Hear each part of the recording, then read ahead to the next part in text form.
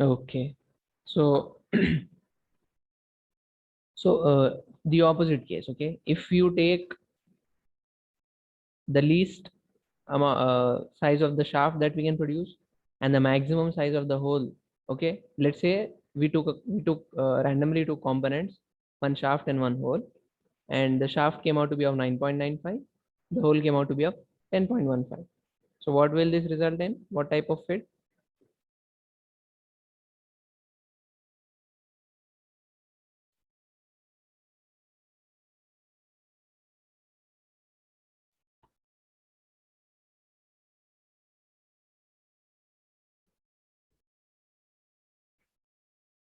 Clearance, right? You see, because the shaft size is less than the hole. So just within the permissible deviations, okay, that we are allowed, the tolerance that we have been given for the shaft and for the hole, if we take one extreme 10.08 and the lower extreme of the hole, we are getting an interference fit. If we take the higher size of the shaft and the lowest size of the shaft, the higher size of the hole and the lowest size of the shaft, then we are getting clearance fit, isn't it? So that's what you mean by transition fit, that you may have a clearance or interference may result depending on the parts being assembled. Okay, clear?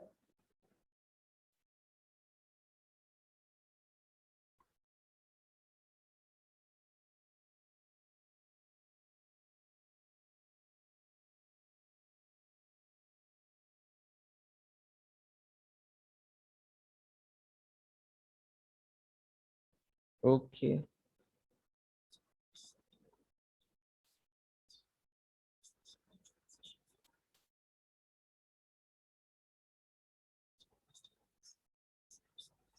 You see, because if it results in clearance or interference, even within the same range, only those parts, okay, which in which either clearance or interference may not create much of a problem, then only you will specify this kind of ranges.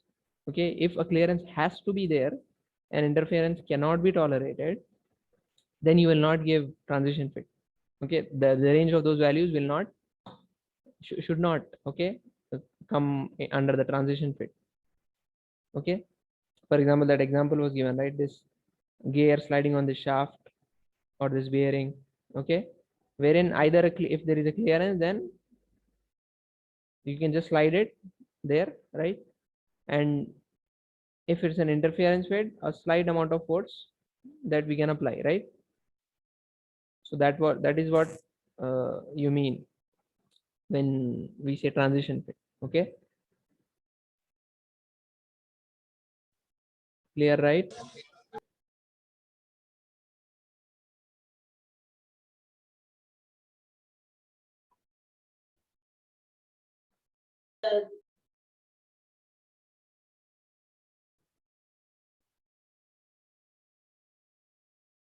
Okay,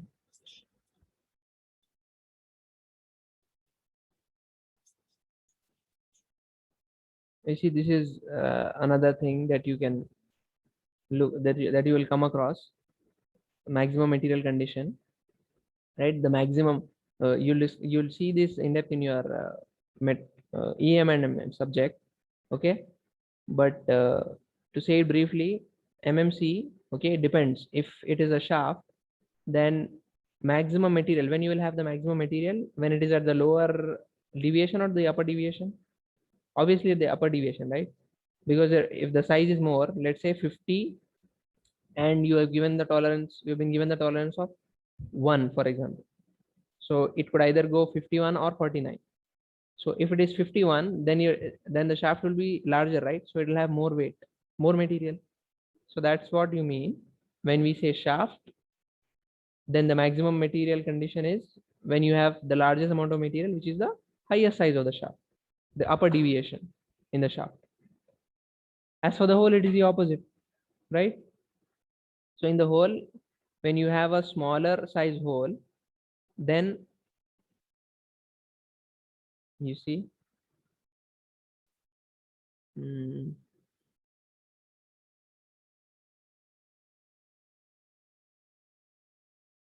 if you have this hole,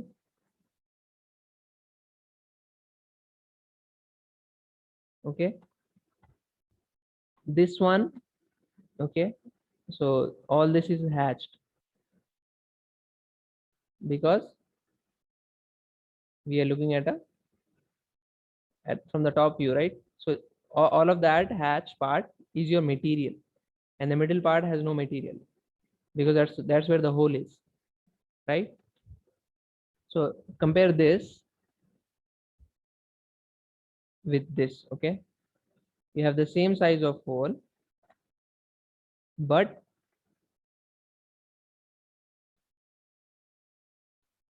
I'm sorry, not the same size of hole, the same part with a larger hole.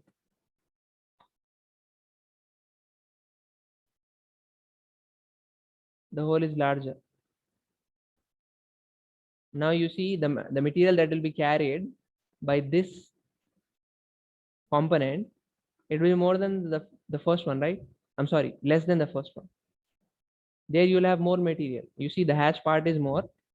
Here the hatch part is quite less because the hole size has increased. So therefore the weight of this will be less, and the weight of this will be more. So it is based on this that you say that the MMC, maximum material condition of the hole, is when you have the smallest hole, right? And the largest hole will result in the least amount of material, least material condition, LMC. Okay, so just wanted to clarify. We'll see this in your MMC, sorry, EM and M subject. Okay.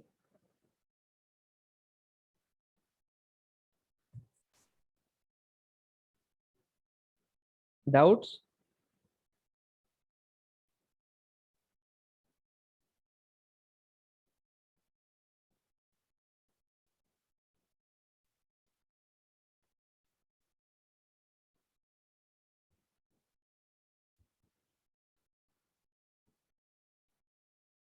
No. Okay. So, do you want to see the whole video or should we move on to the next topic? Because you may not.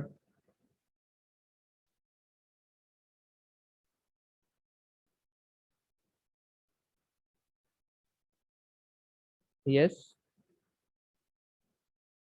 Although you don't have the topic in this lab, you'll have this topic in your EM and M subject. So that might be helpful, right?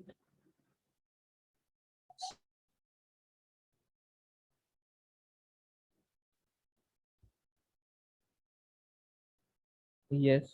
Okay.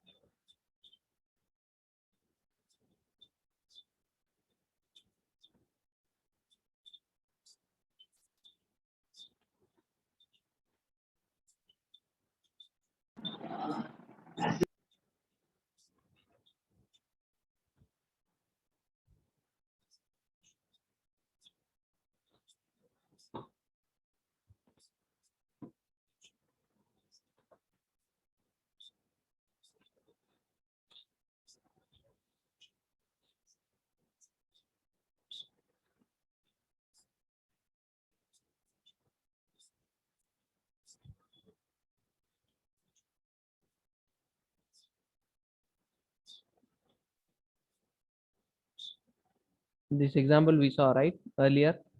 So it is based out of this MMC. What we were doing there, selecting those extreme dimensions, right? Maximum size of the shaft and the minimum size of the hole. We're basically the MMC of those components, right? MMC of the shaft and MMC of the hole. That's what we were doing. This is the same example, right? What we saw earlier when we were discussing the definitions of interference, clearance, and transition fit. So It is based out of those values, or basically those MMC values, that you will calculate the allowance. As I told you, minimum amount of interference, maximum amount of interference, minimum amount of clearance, and maximum amount of clearance. That's what is the allowance. Okay.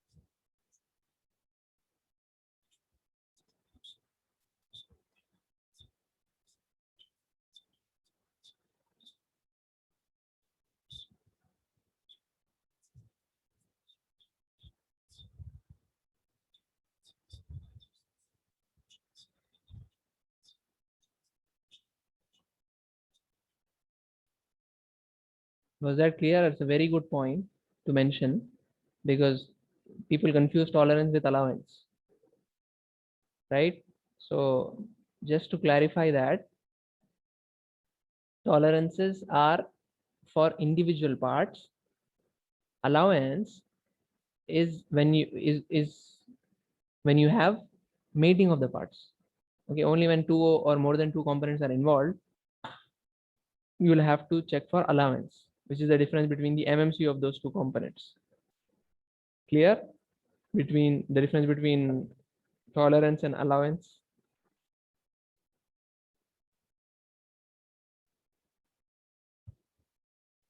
You see, for example, the tolerance of this part, this shaft, is how much? Can you tell me the tolerance of this shaft?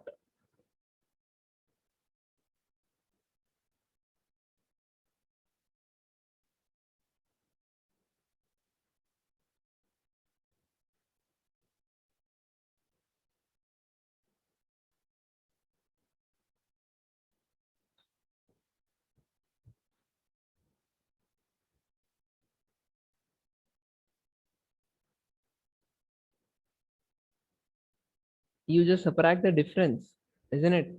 What is the minimum amount of what is the minimum dimension of the shaft, and what is the maximum dimension of the shaft that we can have? We subtract that, it's 0.08, right? That's what is the tolerance. Okay, and in here, what is the tolerance of the hole? You have 0.05, right? When you subtract this, 0.05. So that's about the tolerances, because we are subtracting the upper and lower limit of the shaft itself to get the tolerance, right? To get the tolerance of the shaft. To get the tolerance of the hole, you are subtracting the maximum and minimum limit of the hole, right? That's what gets you the tolerance. But for allowance, you have to take MMC of the one first mating component, MMC of the second mating component. Clear?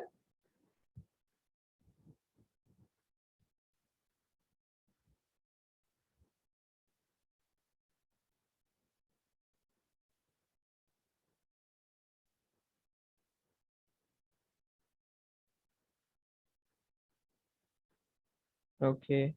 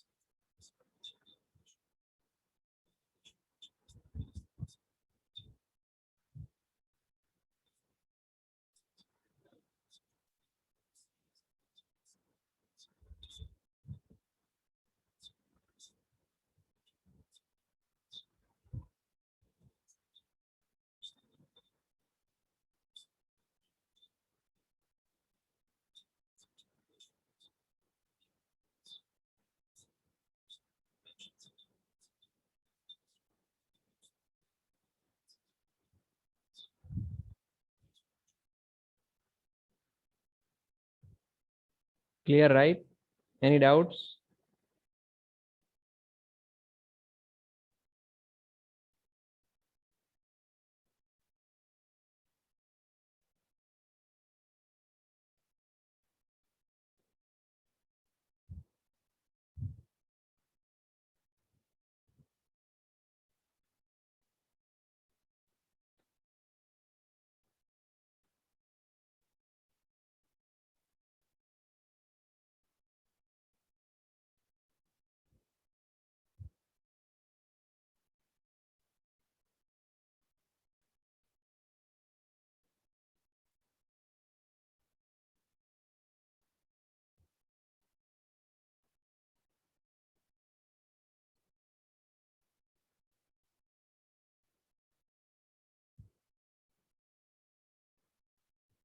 Yes, there are still some students who are writing name first and roll number later.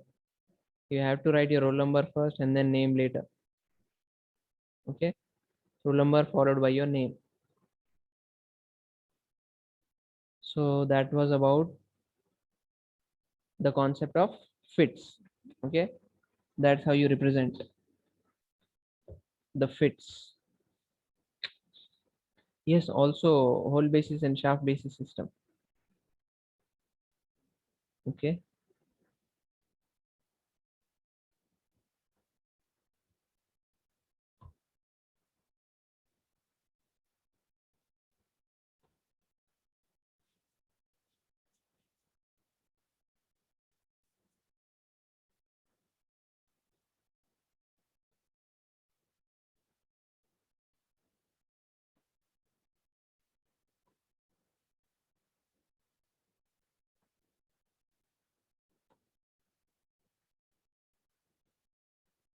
Yes, this is about whole basis and shaft basis system. Okay.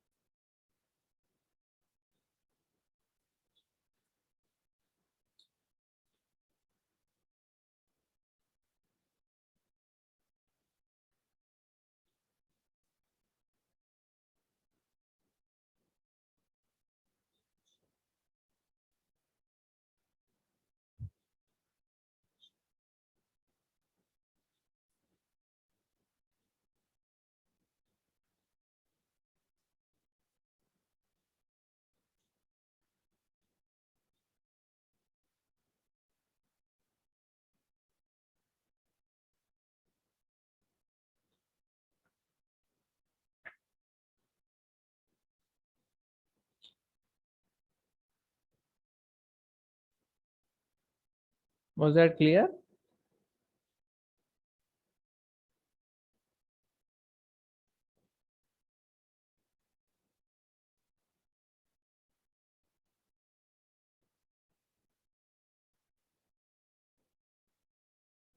Whole basis and shaft basis system.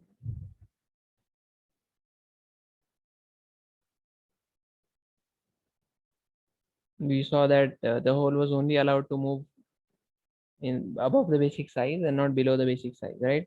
So that eases for computation calculations, right? And also in shaft system, you don't have the upper deviation, just have the lower deviation below the basic size. Okay.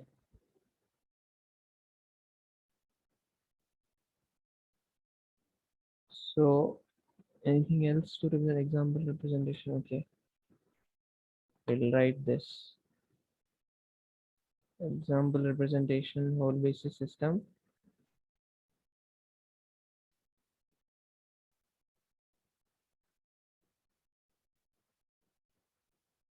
We'll just try to draw a rectangle so that it becomes clear.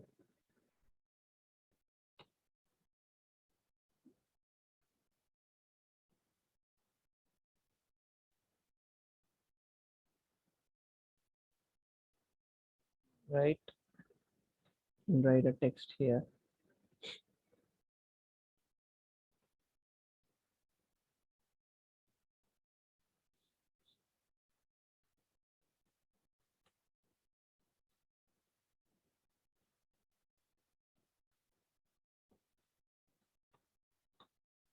And just to tell you that I have already uploaded uh, the videos on Code Now. Okay, those who are asking for those videos for practice, you can check that Code Now.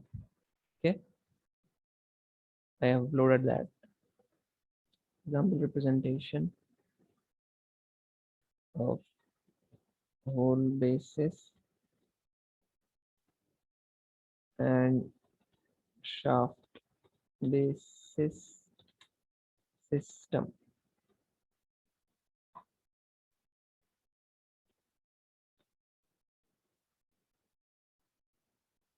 Somewhat more.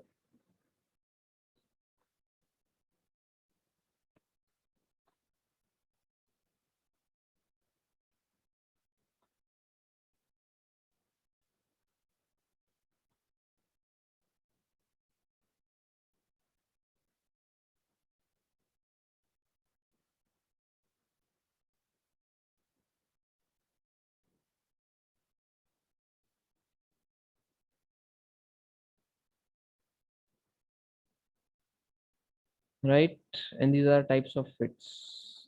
REC.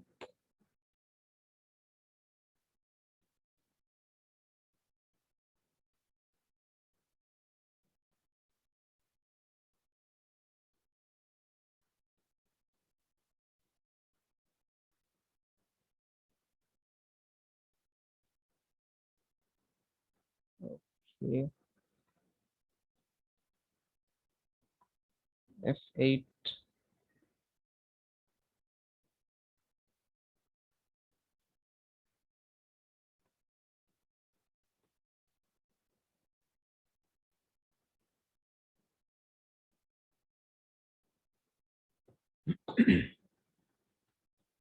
Schematic representation of fits.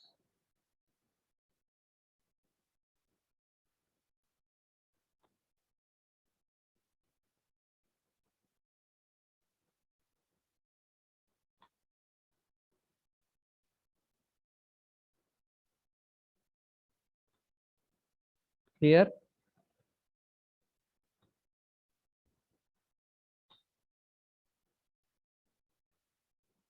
Or shall we move on to the next one?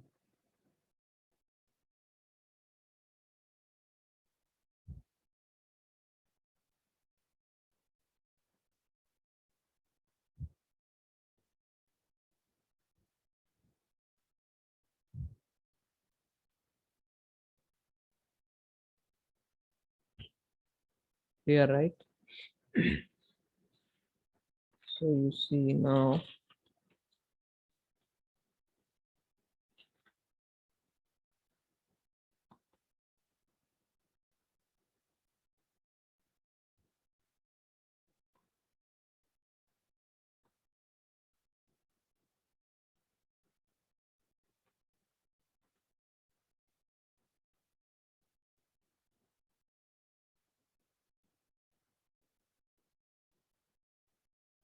what you have next is form and position tolerances. Okay. uh, but for you to understand, there should be some videos. Some of them are easy, but what we'll do,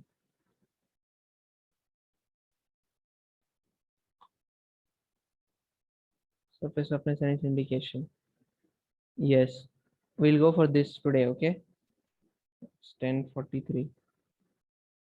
Okay, and we'll complete that in one what do you call, another lab. Okay, hopefully another lab, in just one complete that day, with along with the videos, because now I don't have those videos. So we'll see that. They'll be very clear for you, to you only if you see the videos. Otherwise, it becomes very difficult. As for this fits, it is actually more complicated than fits. But so that's what. Okay, we'll go for this now. Representation of surface roughness and its indication. Okay. So regarding the surface roughness, we had discussed introduction, that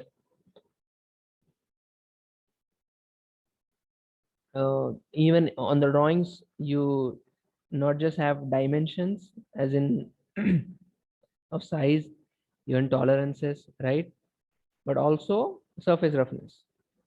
So as I told you, it's a language, right? This is a language between the designer and the manufacturer. So if I have to convey to the manufacturer that I want so and so roughness, or not just the roughness, you see, even we are specifying whether material is required to be removed or it is not at all required. We are restricting, do not remove any material after this. Okay, because this is important when it comes to production. And even surface, special surface feature, if at all are required. For example, you have this, what do you call, night riding. Okay, night riding is one special process. So you will specify that you have to achieve this surface finish with the help of so and so process. Okay, so and so process will lead to this. Okay, so you have to specify which process to use also. Machine finish, if it is required. Special surface feature, if it is required. Okay, so we are conveying with the help of some standard notations that we have. Okay, and as I said, may be obtained by production method or must be obtained by removal of material by machining. Okay, now specifying even the value, surface roughness value along with it, right? Or even maximum and minimum limits also. Okay, uh, because I believe the total screen is shared, right? You're able to see the AutoCAD screen now after that lab manual.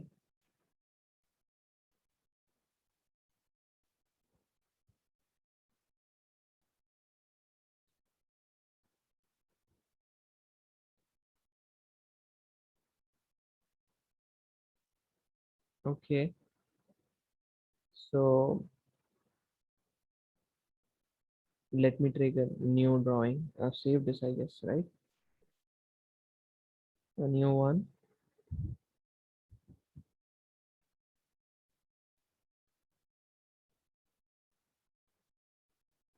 Let me delete that. Save changes. No, we already saved changes. Okay.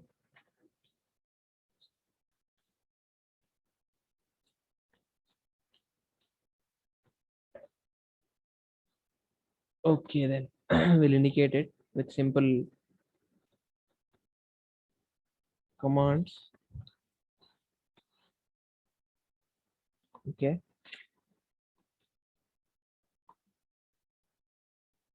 Line.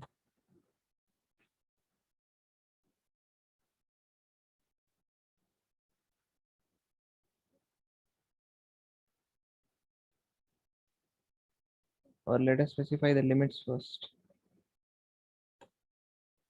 0 and 0 as the first one. Now, and the other corner would be, let's say, um,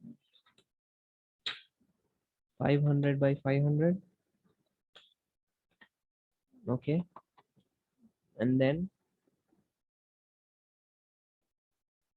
Z enter, A enter. Okay, to get to the window. Then yes, L enter line. F8 is on, right?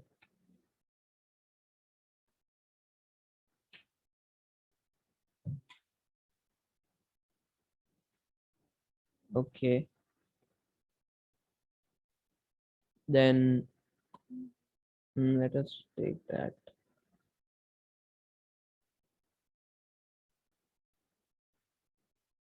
Okay, L enter. Okay, F8 off.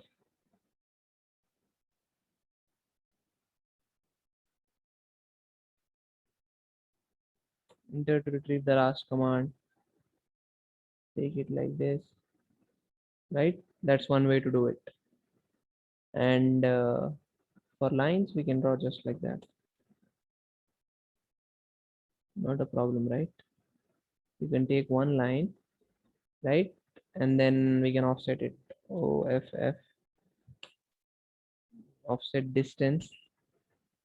Let's take 20. Object to offset is this one. Oh, okay. We have to copy, not offset, because offset will follow the this line, right? So we can copy this objects. This is the object. When selected, press enter. Okay.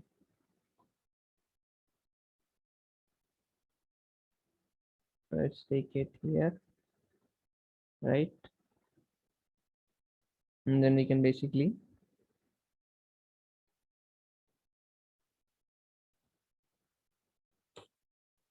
copy the remaining.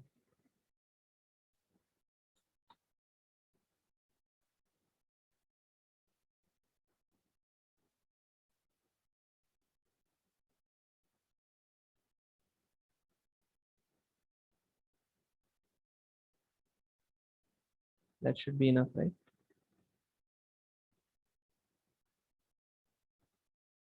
Or we can increase the size of this line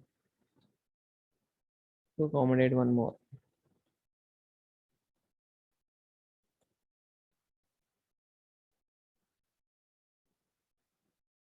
right? So that's your A, B, C, D is what we have.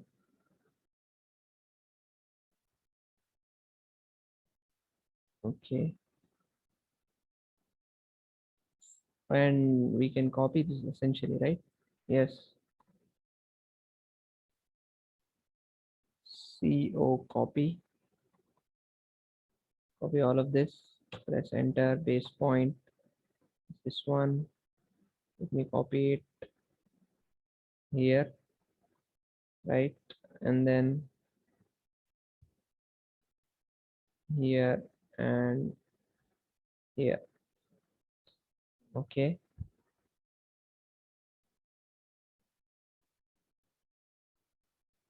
And then a circle. We can use tangent, tangent, radius. Yes. First, specify point on object for first tangent of circle. Okay, this one, that one. Radius.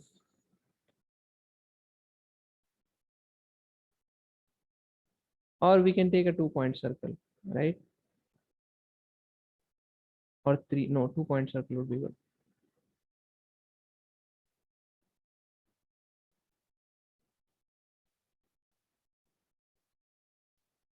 But to have it tangent will be some of a problem. Yes. B, that's your machine finish required. Okay.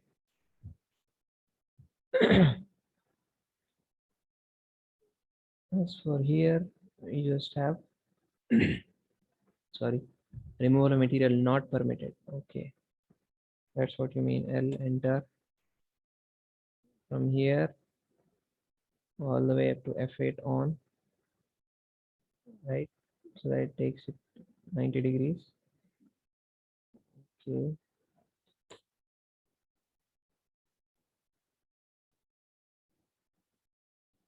Sorry, F8.